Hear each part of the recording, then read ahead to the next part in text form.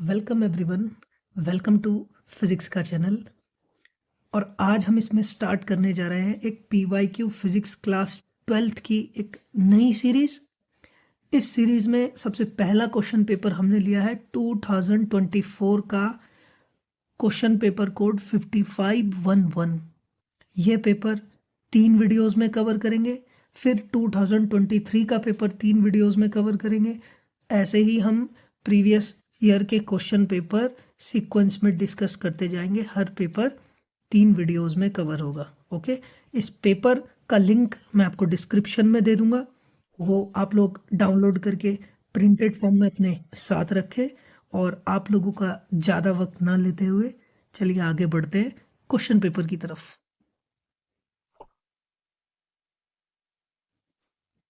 Okay guys, तो first question है हमारे पास।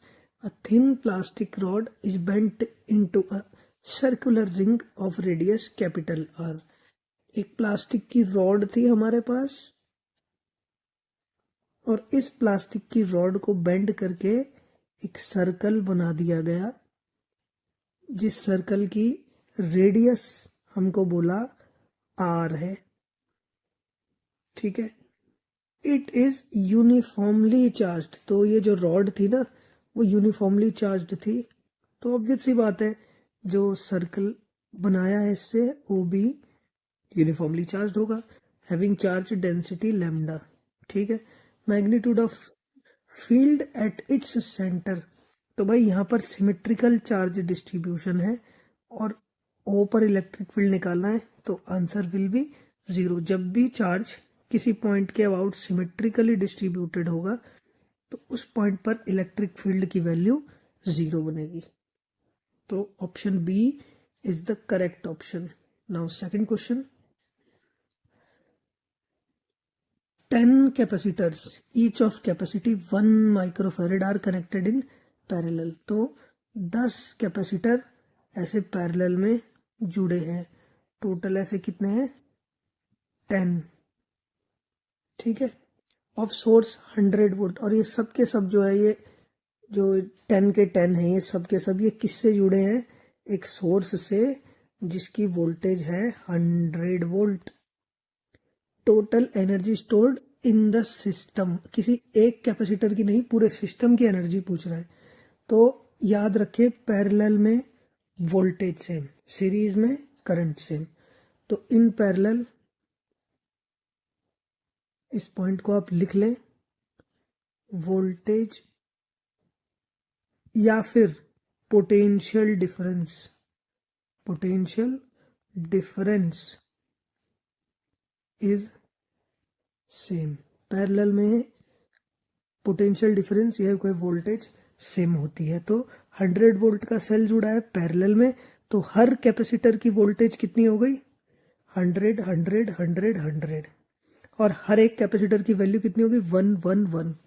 तो एक कैपेसिटर में कितनी एनर्जी स्टोर्ड हो गई? एक कैपेसिटर में हो गई हाफ CV²। पर हमें एक का नहीं पूछा है, पूरे सिस्टम का पूछा है। तो हमें पूरे सिस्टम की कैपेसिटी लिखनी पड़ेगी और वोल्टेज तो पूरे सिस्टम की 100 ही है। तो पैरेलल में जो कैपेसिटर होते हैं वो C1 + C2 ऐसे जुड़ जाते हैं। तो यहाँ कितने कैपेसिटर हैं? 10। और सबकी वैल्यू कितनी है? 1। तो टोटल इक्विवेलेंट कैपेसिटी कितनी हो जाएगी? वो हो जाएगी 10 × 1 माइक्रोफैरड। तो 10 × 1 दिस विल बिकम 10 माइक्रोफैरड। तो इस पूरे सिस्टम का टोटल कैपेसिटेंस आ गया 10 माइक्रोफैरड। ठीक है, और पूरे सिस्टम पे वोल्टेज कितनी अप्लाइड की गई है? 100 volt. Then total energy will become half C equivalent V²। C equivalent कितना है? C इक्विवेलेंट है हमारा 10 और V²। तो 100 का square 10 to the power 4, 10 to the power 4। और ये माइक्रो में है तो 10 टू द पावर -6 भी चलेगा। 2 से 10 गया 5 times. This will become 5 × 10 to the power -2 joule. 5 × 10 to the power -2 joule. D is the correct option. Okay, next। consider the circuit shown in the figure. The potential difference between points A and B is, इस A और B के बीच potential difference बनाना है। तो इसको KVL KCL से solve करते हैं। सबसे पहला स्टेप, बड़े साइड को पॉजिटिव, छोटे साइड को नेगेटिव, पॉजिटिव नेगेटिव। अब करंट की एक डायरेक्शन मान लेंगे कि करंट ऐसे फ्लो हो रही है, तो करंट रजिस्टर में जहां से एंटर होती है वो पॉजिटिव, जहां से एग्जिट होगी वो नेगेटिव। करंट रजिस्टर में जहां से एंटर होगी वो पॉजिटिव, जहां से निकलेगी वो नेगेटिव। ठीक है, अब यहाँ पर इक्वेशन लिखते हैं। करंट की वैल्यू मान लेते हैं आई, इस पूरे लूप में करंट की वैल्यू आई है, तो 12 और 1 इंटू आई 0.5 इंटू आई, क्योंकि जो करंट यहाँ है वो यहाँ, ऐसा मान लेते हैं। ये हो गया 0.5 into I and 6 volt is equal to 0। अब लेने हैं साइन। तो करंट के लिए साइन का क्या रूल बताया गया था आपको कि भाई रजिस्टर में जहां क्लॉकवाइज चलते हुए जिस साइड से एंट्री लेंगे वही वाला साइन हमारा मान लिया जाएगा। तो जब मैं क्लॉकवाइज चलूंगा तो इस 1 वाले में मैं पॉजिटिव साइड से एंट्री ले रहा हूं, तो दिस विल बिकम प्लस, और इस 0.5 वाले में भी पॉजिटिव साइड से एंट्री ले रहा हूं, this will become plus.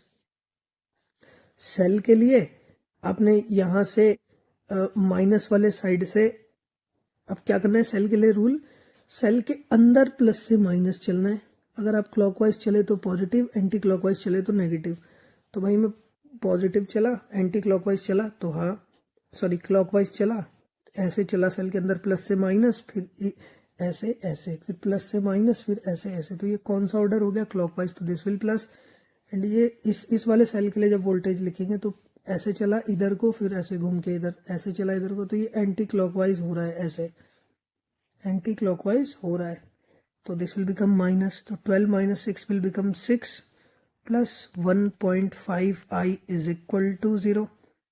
This will become 1.5 I is equal to 6, I is equal to 60/15, 4 ampere. 4 ampere minus का 4 एम्पियर का मतलब ये है कि भाई करंट तो यहाँ 4 ही है, पर करंट की डायरेक्शन जो हमने यहाँ पे मानी थी इस तरफ, वो इधर नहीं है 4, इधर -4 का मतलब है कि करंट एक्चुअल में इस तरफ है, वो भी कितनी है, 4 एम्पियर की। ठीक है, ये है। तो सर्किट में करंट आ गई, तो 12 वोल्ट और 1 वोल्ट, तो 1 वोल्ट में कितनी वोल्टेज खर्च हो रही है, 1 वोल्टेज में खर्च हो रही है, आई आर से निकल जाएगा, V इज इक्वल टू आई है 4 और आर है 1, तो 4 इंटू 1 विल बिकम 4 वोल्ट। तो 12 वोल्ट और 4 वोल्ट, ठीक है। तो 12 वोल्ट बैटरी दे रहा है, मतलब बैटरी करंट दे रही है। अब देखो ये पैरेलल में है, ये ऊपर वाली साइड और नीचे वाली साइड पैरेलल में हो गई, और पैरेलल में वोल्टेज सेम। तो मैं चाहे ये 6 वोल्ट प्लस 0.5 वोल्ट की वोल्टेज निकाल लूँ, मैं चाहे 12 वोल्ट और 1 ओम की वोल्टेज निकाल लूँ, सेम आएगी। तो मैं ऊपर वाले की निकाल लेता हूँ। ठीक है, ये बहुत हौच-पौच सा हो चुका है, इसको मिटा देता हूँ। ओके, तो 12 वोल्ट वाला जो है वो वोल्टेज दे रहा है, 1 वोल्ट थोड़ी कंज्यूम कर ले रहा है, कितनी, 4, क्योंकि 4 इंटू 1 4 आया है, तो 12 में से 4 घटाए तो कितना बचा, 8 वोल्ट। तो 8 volt is the correct option, क्योंकि 12 में से 4 वोल्ट तो ये खर्च कर गया 1, बची कितनी यहाँ इन दोनों एजेस के बीच, बची कितनी, 12 में से 4 ये खा चुका, तो 8 बची। नीचे ही चाहे देखो, नीचे चेक कर लो, 0.5 और आई कितना आया था हमारा 4, तो ये हो गया 2.5 इंटू 4 यानी कि 2 एम्पियर। ठीक है, यहां पर क्या हो रहा है, उल्टा हो रहा है कि 6 वोल्ट तो है ही है, ये 0.5 ओम और इसमें एडअप हो जा रहा है, 6 और 2 8 बन जा रहा है, तो दिस विल बिकम 8 वोल्ट। यहां से भी चेक कर सकते हैं। ओके, तो क्वेश्चन नंबर 4 है, a loop carrying a current I clockwise is placed in XY plane, okay, in a uniform magnetic field directed along Z axis। तो मैं मान लेता हूं कि हमारा ये X एक्सिस और Y एक्सिस हो जाएगा। ठीक है, this is our X axis and this is our Y axis. तो Z एक्सिस किधर होगी, आउट फ्रॉम द डिवाइस। ये जो मेरा टैबलेट है, आपका जो फोन है, इसके आउटसाइड, ठीक है, मतलब आपके फेस की तरफ, वो जेड एक्सिस होगी, ये वाली एक्स एक्सिस होगी इस तरफ, और ऊपर की तरफ वाई एक्सिस, और जो इस बाहर की तरफ आ रही है टुवर्ड्स आवर आईज, हमारी आंखों की तरफ जो एक्सिस आ रही है बाहर की तरफ, वो जेड है। Tendency of loop will be, तो लूप की टेंडेंसी क्या होगी, तो एक्स वाई प्लेन पे रखा हुआ है एक लूप ऐसे, और इसमें जो करंट है वो कैसे फ्लो हो रही है, करंट फ्लो हो रही है क्लॉकवाइज, ठीक है, तो क्लॉकवाइज मतलब ऐसे। तो हम क्या देखेंगे कि भाई जब एक करंट कैरिंग वायर किसी मैग्नेटिक फील्ड पे रखा जाता है तो उस पर एक फोर्स लगता है F is equal to I L cross B. जब भी एक करंट कैरिंग वायर किसी मैग्नेटिक फील्ड के अंदर रखा जाता है, तो ये एल वेक्टर क्या है, ये एल वेक्टर लेंथ एलिमेंट है, इसकी डायरेक्शन उधर होती है जिधर करंट की डायरेक्शन होती है, ओके, और बी मैग्नेटिक फील्ड है, और जब आई की डायरेक्शन और बी का क्रॉस करेंगे तो हमें मिलेगा फोर्स, ओके। तो हम देखो यहाँ पर हमारा जो है आई इस तरफ है एल, और बी किस तरफ है, बाहर की तरफ। तो जब हम इसमें राइट हैंड ग्रैब रूल, जब हम इस पे राइट हैंड ग्रैब रूल लगाएंगे तो हम ये पाएंगे कि भाई अपने राइट हैंड की फिंगर्स को आई की डायरेक्शन में रखो और बी की डायरेक्शन में मोड़ो, अभी करके देखो। तो इस आई की डायरेक्शन में जब मैं अपने राइट हैंड की फिंगर्स को रखूंगा और बी यानी कि इसको बाहर आउट फ्रॉम द पेज, बाहर की तरफ इसको मोड़ूंगा, तो जो फोर्स आएगा ना यहाँ पे इस एलिमेंट में, उस पे वो इस तरफ आएगा। सिमिलरली आप यहाँ पर चेक करना इसको, यहाँ पर, तो यहाँ पर करंट एलिमेंट इस तरफ है, लेंथ एलिमेंट, और बी की तरफ बाहर की तरफ, आपकी तरफ चेहरे की तरफ, है ना।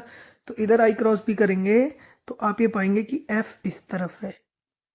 सिमिलरली यहाँ पर चेक करना, इस तरफ आएगा, यहाँ पर चेक करेंगे इस तरफ, तो यानी कि फोर्स जो है वो सेंटर की तरफ है, यानी कि ये जो लूप है श्रिंक हो जाएगा। तो C option is the correct option,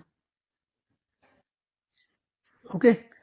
तो नेक्स्ट क्वेश्चन की तरफ हम बढ़ते हैं, क्वेश्चन नंबर 5।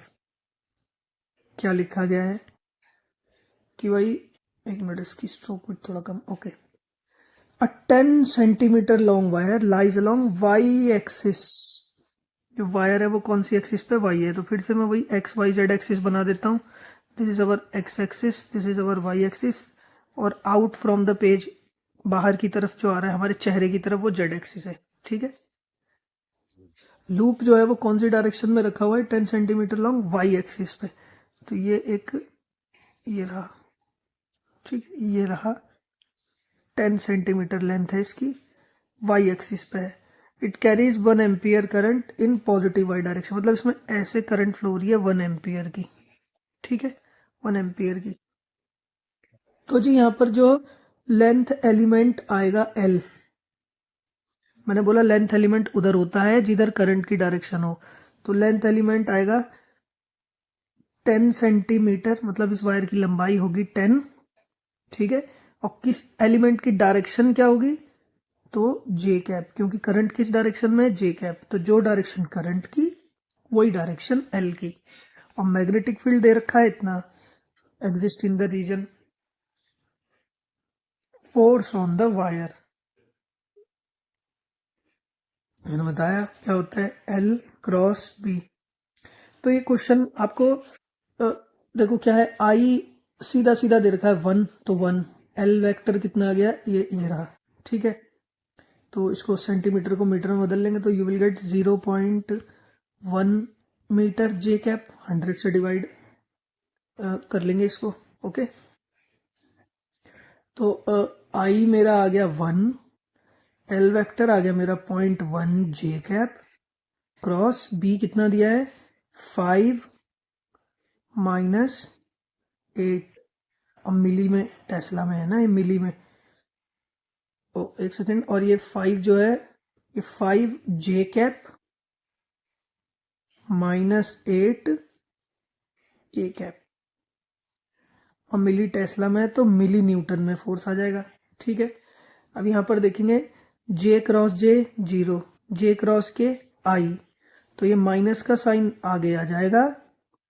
0.1 इंटू 8 0.8, जे क्रॉस के आई, यूनिट आएगी मिली न्यूटन, तो -0.8 I cap milli newton. B option is the correct option. Next question है हमारा question number 7। A galvanometer of resistance G ohm is converted into ammeter of range 0 to I ohm। एक galvanometer है और इसको ammeter में बदला है, तो एमीटर में बदलने के लिए एक शंट जोड़ते हैं S, और ये कितनी करंट नाप सकता है अब 0 से I। ठीक है, तो यहाँ पर जो करंट आ रही है वो IG है, यहाँ पर कितनी होगी I minus IG। Full deflection current की बात कर रहे हैं, तो क्योंकि पैरेलल में वोल्टेज सेम होती है, तो voltage across S ohm is equal to voltage across G ohm. ये तो हो गई equation. Okay, if current through the galvanometer is 0.1% of I, वो कह रहा है कि गैल्वेनोमीटर में जो करंट है दैट इज 0.1% ऑफ I। तो अगर हम इसको सॉल्व करेंगे, this will become 0.1 upon 100 I, this will become I upon 1000। Okay, तो जब ये वैल्यूज यहाँ पुट करेंगे, हमें निकालना क्या resistance of the ammeter, ammeter का रेजिस्टेंस कितना होगा। ठीक है, तो अगर हमें रेजिस्टेंस निकालना है, मतलब ये S की वैल्यू निकालनी है, तो हमें क्या करना होगा, देखो ये वैल्यू पुट करेंगे, this will become I minus IG, IG will become I upon 1000 into S is equal to I upon 1000, ठीक है, इंटू G। देखो I में से ये I अपॉन 1000 घटाएंगे तो ये नेग्लेजिबल आएगा, तो it can be neglected. This will become S is equal to I common आ जाएगा, और 1 माइनस 1/1000 है ना, तो मैं यहाँ से एक काम करता हूँ, इसे 1 लिखता हूँ, इसे 1 लिखता हूँ, I यहाँ से कॉमन ले लिया, तो IS will become IG upon 1000, तो S will become G upon 1000, and option B is the correct option. Next question हमारे पास है, a reactance of capacity C connected to an AC source of frequency omega is X। तो कह रहा है कि एक कैपेसिटर है, इसको एक AC सोर्स से जोड़ा हुआ है, और इसका जो रिएक्टेंस है वो X है और कैपेसिटी C है। तो कैपेसिटिव रिएक्टेंस XC हमें X दिया है, और हम जानते हैं X की वैल्यू होती है 1 upon omega C। If the capacitance of the capacitor is doubled, तो वो कह रहा है कि इसकी जो कैपेसिटी है वो डबल कर दी, 2C कर दी, and frequency of the source is tripled. पहले सोर्स की फ्रीक्वेंसी ओमेगा थी, कैपेसिटी C थी, तो X आया था 1 अपॉन ओमेगा C। अब कैपेसिटी 2C और सोर्स की फ्रीक्वेंसी कह रहा है कितनी, ट्रिपल्ड, 3 ओमेगा कर दी, तो नया कैपेसिटिव रिएक्टेंस कितना आएगा 1 upon omega, omega will become 3 omega and C will become 2C, then this will become 1 upon 6 omega C, और 1 upon omega C की वैल्यू कितनी है X, तो 1 upon omega C will become X, this will become X upon 6, तो option A is the correct option. Next question है, यहाँ पर 4 reason दिए हैं, 1 2 3 4, region 1, region 2, region 3, region 4।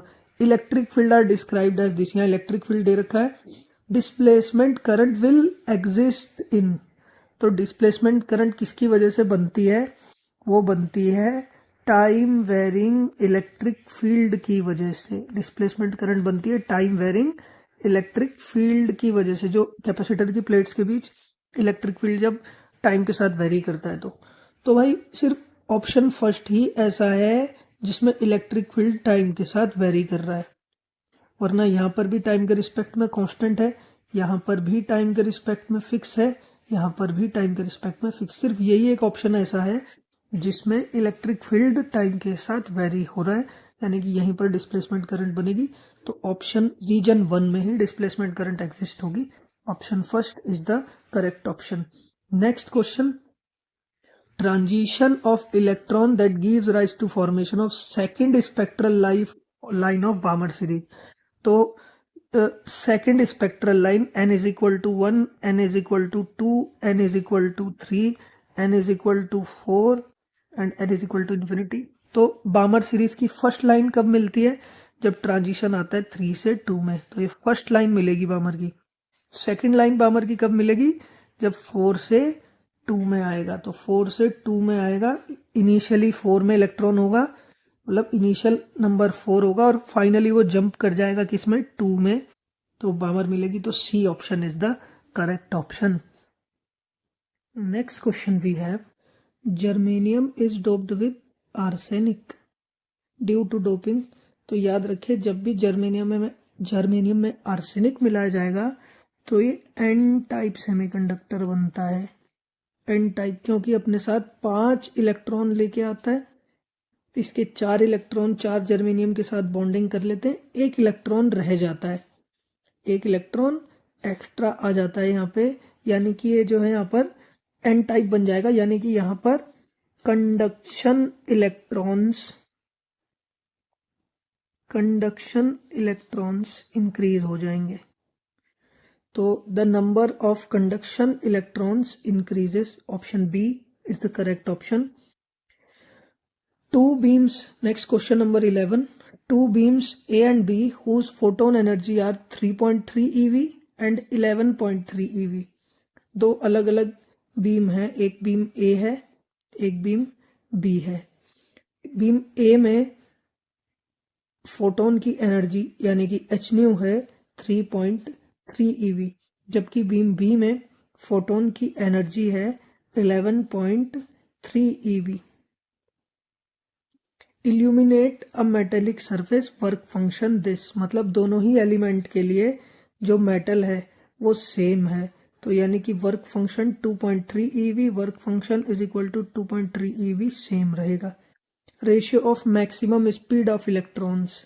Maximum speed का रेशियो बताना है, मतलब मैक्सिमम स्पीड ए की, maximum speed for A upon maximum speed for B का रेशियो कितना आएगा ये आपको बताना है. तो यहाँ पे आइंस्टाइन्स फोटोइलेक्ट्रिक इक्वेशन लगेगी. hν is equal to work function plus kinetic energy max. Work function को फाई भी लिखते हैं कई लोग, तो W को चाहे फाई भी लिख सकते हैं. hν की वैल्यू बोल रहा है 3.3 eV. ये वर्क फंक्शन फाई है, this will become 2.3 eV plus ke max, this will become 1 eV क्योंकि इधर जाएगा घट जाएंगे, is equal to ke max. A के लिए काइनेटिक एनर्जी आ गई 1 eV. अब बात करते हैं बी की. तो फिर से वही आइंस्टाइन की photo electric equation, hν is equal to work function plus kinetic energy maximum 11.3 eV. Photon की एनर्जी है 2.3 eV, वर्क फंक्शन की वैल्यू है और काइनेटिक एनर्जी मैक्स. जब ये वैल्यू इधर आएगी तो this will become 9 eV is equal to ke max. तो ke max B के लिए और ke max A के लिए, इन दोनों का जब मैं रेशियो करूंगा this will become, sorry A ऊपर लिखना है B नीचे लिखना है ना. क्वेश्चन में बोला गया A पहले B बाद में, तो जो पहले है वो ऊपर, जो बाद में है वो नीचे लिखें. तो 1/9 और EV से EV कैंसिल. अब काइनेटिक एनर्जी होती है हाफ mv². तो अब ये यहाँ आगे करते हैं, आगे तो यहाँ पे कर देते हैं. तो ये बनेगा हाफ mv² मैक्स, क्योंकि काइनेटिक एनर्जी मैक्स था A का, upon half mv² maximum B का. This will become 1/9. 1/9. तो हाफ से हाफ कैंसिल, ओके, और मास से मास कैंसिल, और VA max upon V max का स्क्वायर आ गया 1/9. तो VA max upon VB max कितना आएगा? √1/9. This will become 1/3. तो option C is the correct option. देखो मैं आपको समझाते हुए कर रहा हूँ इसलिए थोड़ा टाइम लग रहा है, वरना MCQ को फटाफट किया जाता है, इतना टाइम इनमें नहीं लगता generally. The wave associated with a moving electron and a moving proton have same wavelength. तो ये पार्टिकल्स से एसोसिएटेड वेव है, यानी कि ये डी ब्रोगली वेवलेंथ लैम्डा है प्रोटॉन की, और इलेक्ट्रॉन की कह रहा है सेम है लैम्डा। लैम्डा से मतलब H upon momentum of proton, H upon momentum of electron, ये सेम है। इसका मतलब दोनों का मोमेंटम सेम है, तो option A is the correct option. आइए क्वेश्चन नंबर 13 देखते हैं। In photoelectric effect the kinetic energy of emitted photons increases with increase in intensity. तो क्या कह रहा है वो कि काइनेटिक एनर्जी बढ़ती है इंटेंसिटी के बढ़ने से। ये गलत ऑप्शन है। क्यों? क्योंकि इंटेंसिटी पर तो करंट डिपेंड करती है, आई डिपेंड्स ऑन आई। वीएस या फिर काइनेटिक एनर्जी तो डिपेंड करती है इंसिडेंट फ्रीक्वेंसी पे। ये है फोटो इलेक्ट्रिक इफेक्ट के लॉज या ऑब्जर्वेशन। तो काइनेटिक एनर्जी फ्रीक्वेंसी पे करती है डिपेंड, इंटेंसिटी पे नहीं। तो first option wrong. Photo electric current यानी कि small I depends on the wavelength lambda, और लैम्डा होता है सी बाय न्यू, यानी कि इनडायरेक्टली वो कहना चाह रहा है कि फ्रीक्वेंसी पर डिपेंड करती है करंट। गलत बात है, इंटेंसिटी पर करती है करंट डिपेंड, फ्रीक्वेंसी पर नहीं करती। तो रीजन इज रॉन्ग। तो अजर्शन रीजन में 4 ऑप्शन देंगे वो, ए बी सी डी, और डी में आएगा ऑप्शन की assertion is wrong, reason is wrong, both are wrong. ठीक है, तो डी इसका आंसर होगा, ऑप्शन डी। क्वेश्चन नंबर 14 में assertion mutual inductance between two coils is maximum when the coils are wound on each other. ठीक है, तो वो कह रहा है कि दो कॉइल के बीच में म्यूचुअल इंडक्शन मैक्सिमम होता है अगर दोनों कॉइल्स को एक दूसरे के ऊपर वाउंड कर दिया जाए। मैं यहाँ पे एक डायग्राम बना देता हूँ जिससे आपको समझ में आ जाए कि ये कहना क्या चाह रहे हैं।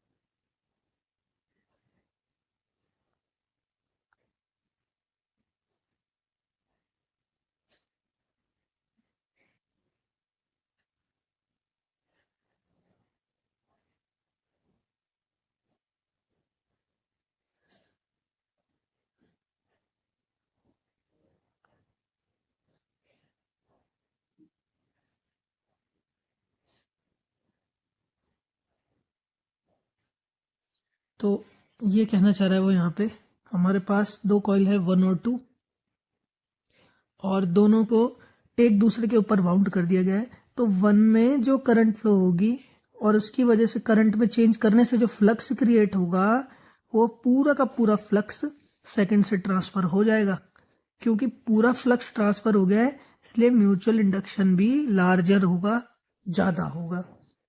तो mutual inductance M between two coils is maximum when coils are bound on each other. बिल्कुल सही है, assertion is true. Flux linkage between two coils is maximum, बिल्कुल सही बात है, when they are bound on each other, बिल्कुल correct है। तो assertion is true, reason is true, and reason is the correct explanation of A. तो A वाला option आपका आंसर हो जाएगा असर्शन रीजन का। नेक्स्ट बढ़ते हैं क्वेश्चन नंबर 15 की तरफ।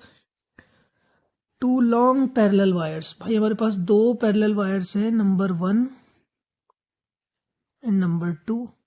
ठीक है, फ्रीली सस्पेंडेड, फ्री थे, are connected in series to a battery. ये सीरीज में जुड़ गए एक बैटरी के थ्रू। मूव्स अपार्ट, ये दोनों एक दूसरे से दूर जाएंगे। देखते हैं कैसे। भाई यहाँ पर करंट फ्लो हो रही है, यहाँ से ऊपर, यहाँ से नीचे। ओके, तो जब दो वायरों में करंट अपोजिट डायरेक्शन में होती हैं तो वो एक दूसरे को रिपेल करते हैं, एक दूसरे पर रिपल्शन का फोर्स लगाते हैं। तो this is the correct option, assertion ठीक है। रीजन कह रहा है 2 wires carrying current in opposite direction repels each other, बिल्कुल सही बात है। तो assertion is true, reason is true and reason is the correct explanation of A। तो A वाला ऑप्शन आपका सही ऑप्शन होगा, लास्ट assertion reason। और क्वेश्चन नंबर 16, और ये जो क्वेश्चन है सेक्शन ए यानी कि 1 मार्क्स के क्वेश्चन जो है उनका लास्ट क्वेश्चन है, assertion plane and convex mirror can never या can not produce real image under any circumstances. ये गलत है। जब ऑब्जेक्ट वर्चुअल होता है तब इमेज ये दोनों के दोनों रियल बनाते हैं। तो ये कह रहा है कि एनी सर्कमस्टेंस कभी भी रियल नहीं बनाएंगे, ये गलत है। इन परिस्थितियों में रियल बनाते हैं। किन परिस्थितियों में? जब ऑब्जेक्ट वर्चुअल हो। तो असर्शन गलत है ना। रीजन देखते हैं। A virtual image can not serve as an object to produce a real image. वो कह रहा है कि एक virtual image can not serve as, मतलब अगर वर्चुअल इमेज कहीं से बनी, ठीक है, अब वो वर्चुअल इमेज ऑब्जेक्ट का काम नहीं कर सकती किसी भी इन दोनों के लिए, किसी के भी लिए भी, to produce a real image. भाई ऐसा थोड़ी है।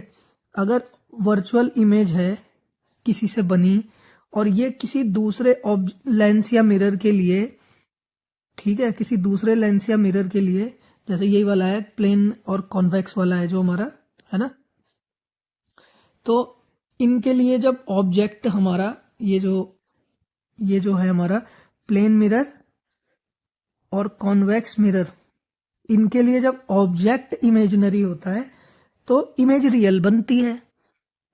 ऑब्जेक्ट जब इनका यहाँ लिखा है ऑब्जेक्ट जब इमेजिनरी हो तो इमेज रियल बनती है। तो किसी और सिस्टम ने इमेज बनाई जो वर्चुअल थी, वो ऑब्जेक्ट की तरह बिहेव करेगी। अब क्योंकि वर्चुअल ऑब्जेक्ट हो गया इन दोनों के लिए तो उसकी इमेज रियल बनेगी। तो ये पॉसिबल है, और यहाँ पर कह रहा है कि ये पॉसिबल नहीं है, तो रीजन गलत है। तो assertion is wrong, reason is wrong, D इसका करेक्ट आंसर है। तो 16 का आंसर हो गया डी, बोथ आर रॉन्ग। 15 का हो गया A, both are right and reason is the correct explanation of A. 14 का हो गया कि भाई दोनों सही हैं और रीजन करेक्ट एक्सप्लेनेशन है ए का ए ऑप्शन, एंड 13 का हो गया डी ऑप्शन।